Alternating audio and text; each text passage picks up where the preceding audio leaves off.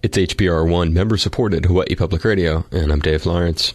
New York musician Mark Rivera, Billy Joel's longtime sax player, and he's worked with 3 of the 4 Beatles. As music director for Ringo Starr's All-Starr Band, he wraps up our All Things Considered interview series ahead of their Asia-Pacific tour, and he began by sharing with us his experience working for John Lennon. Quite frankly, we were all stunned to first meet John.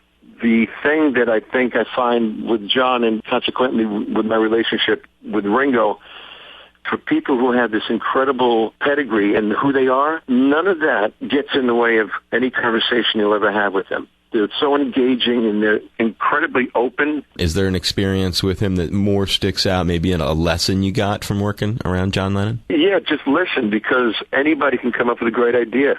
Anything any one of us might have said or done, the antenna was up. Nothing went by that he wasn't aware of. And I try to be that way on stage or when I'm talking to people. The most important thing you can do is listen. That's something you have to do in all facets of life. If you can sit down and say, hey, man, talk to me, and take the moment and listen to what the person has to say or what the person has to play, that's a gift. It's fantastic you've been able to incorporate some of those lessons into the rest of your life like that, and that you can remember it so clearly. After the work with him, what was the next encounter with the Beatles on the road to Ringo, as we say? I got to meet Paul, and it was just like, again, you can't breathe for a minute.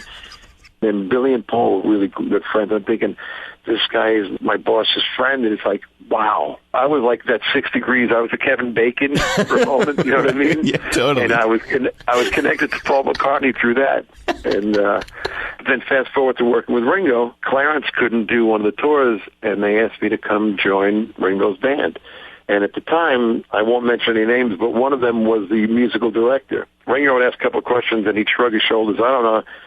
And everybody's music, I grew up, I played. I knew all the background harmonies. I knew all the chords. So at one point, Ringo turned to whoever was asking the question, and he had his arms folded. He goes, just ask Mark. He knows everything. So by default, I became the musical director of that tour. Subsequently, anytime he put a band together, he would call me to be the MD. And he just made me feel incredibly special, like that I really was a part of this whole process. It's just an amazing relationship. I'll tell you, if you don't mind, one more quick story, a Paul story.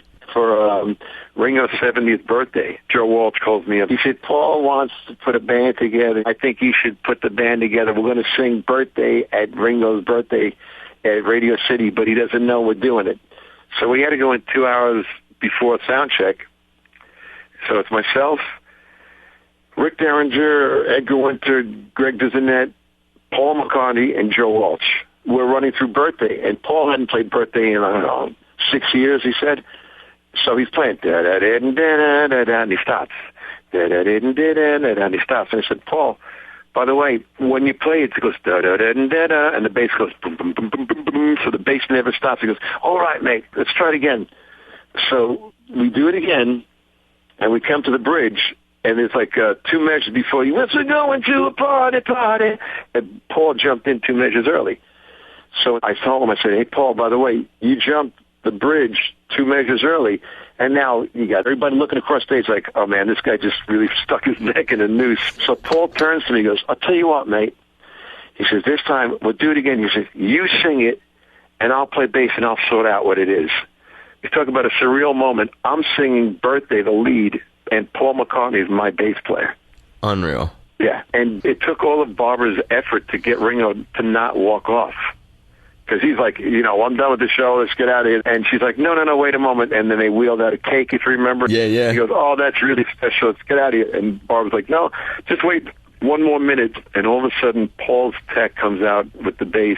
The Hofner. And exactly. And I'm looking over at the side of the stage, and I see Ringo's eyes. He's like a 7-year-old on Christmas Eve. Ringo ran up and said, where are my sticks? It was just brilliant. I mean, to think about that, Paul and Ringo playing together, the 2 remaining Beatles on stage, and then there I am, singing background, playing tambourine. It was incredible. Again, Dave, I'm still the same kid from Brooklyn. I can hear it. It's just so mind-boggling that I'm sharing a stage with my idols, my heroes.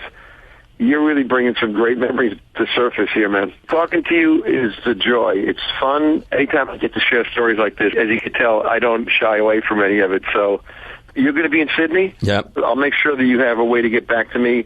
Dave, it's an absolute pleasure, man, and thank you for reminding me how blessed I really am. Oh, dude, you too. You're really easy to talk to, and thanks for the great stories. Look forward to seeing you in Sydney, buddy. Likewise. Safe travels and much peace, brother. You too. Thank you, Mark. Aloha. Got it later. Aloha. I'm in a New York state of mind.